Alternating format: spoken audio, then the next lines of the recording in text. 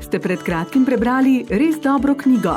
Kdaj ste se nazadnje sprehodili med knjižnimi policami? 23. aprila obeležujemo Svetovni dan knjige in avtorskih pravic. Dan, ki ga je razglasil UNESCO, smo v Sloveniji razširili v festival Slovenski dnevi knjige.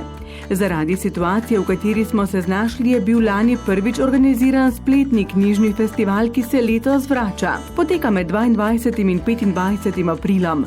Sejem, imenovan Sejem s kavča, omogoča uporabnikom sprehajanje med virtualnimi stojnicami in ogledovanje ponudbe. Letos se na sejmu z omejeno ponudbo 10 knjig predstavlja več kot 50 založnikov.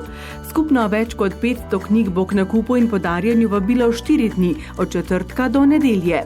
Knjige si lahko priskrbite po sejemskih cenah. Eno od poslanstev sejma je širiti zavest, da ni samo umevno, da lahko v slovenščini preberemo toliko dobrih knjig. Koliko pa sploh beremo Slovenci? Po zadnji razpoložljivi raziskavi o bralnih navadah in odnosu do knjig nikakor nismo v evropskem vrhu. Nasprotno, skoraj polovica med nami letno ne prebere nobene knjige. V spodnjem delu evropske lestvice pa smo tudi po letnih stroških, ki jih namenimo za knjige in druge tiskovine. Najbolj bralni narod so Švedi, sledijo Nizozemci. Najmanj berejo v Grčiji. Med 10 najbolj priljubljenimi knjigami pri nas je zgolj ena slovenska. Najbolje so se v preteklih letih tako prodajale knjige na temo osebne rasti.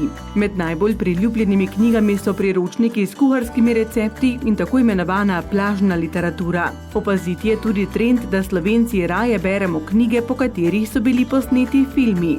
V knjižnicah si najraje izposojamo ljubezenske romane. Nažalost pa slovenski starši otrokom berejo vse manj. Redno jim bere le slaba tretjina. Najmanj berejo tisti v starostni skupini nad 50 let. Kljub vsemu pa prednjačimo na enem področju.